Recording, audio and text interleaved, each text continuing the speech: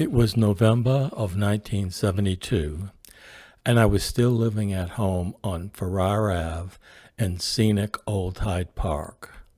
I was working full-time at New England Telephone and finally had a few extra greenbacks in my wallet.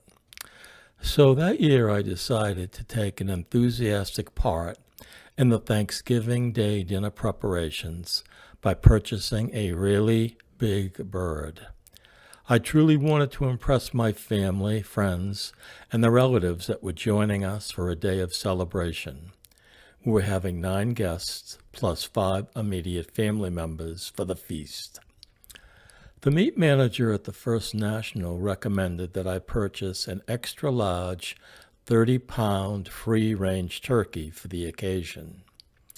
Along with the turkey, he suggested that I buy one of those disposable roasting pans made of heavy-duty aluminum foil. You know, the kind with handles on the sides. My offered strategy was to complete all of the turkey-related duties: preparation, cooking, stuffing, gravy, carving, and cleanup. My mom and sisters, Carol and Lois, were a little anxious but really welcomed the help. With my mom's guidance and some close scrutiny of her Fanny Farmer's cookbook, I figured what could possibly go wrong. So, after many hours of roasting and a few glasses of wine and maybe a beer or two, that beautiful golden brown birdie was finally cooked to perfection.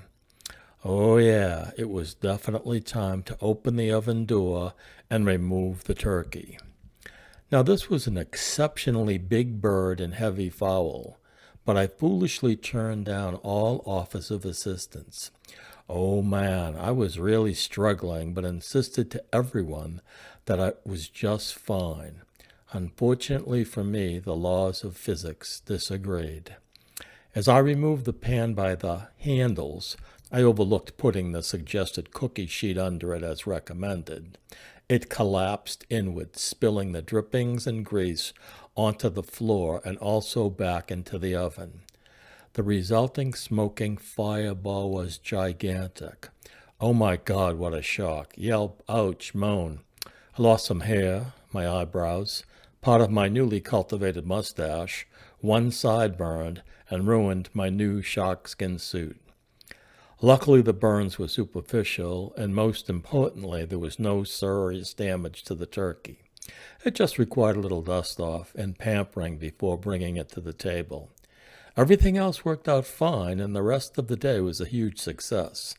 Of course, even 50-plus years later, I am still painfully reminded of the time I prepared the turkey that we now fondly refer to as Old Fireball. Lessons learned. Less is more. Cooking under the influence, CUI, may turn out badly. Keep a fire extinguisher in the kitchen.